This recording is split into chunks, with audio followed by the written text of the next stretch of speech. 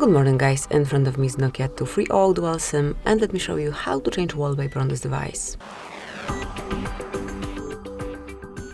So at first open your menu, then go to Settings, go to Display Settings, and now select Wallpaper.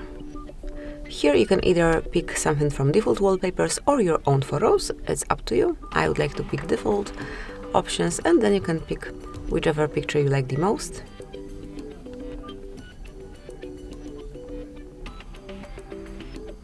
Let me tap on View. Here it is, so this is how it will look on your screen. Let me go back, you can also check another one, and if you wish to choose it, just tap on Choose. Now you can allow the location, so it can be located in the center, you can fit to display, it can be rotated left or right, it's up to you. I will pick the center, the default option, and as you can see, the wallpaper has been changed. So that's it, that will be all. Thank you for watching.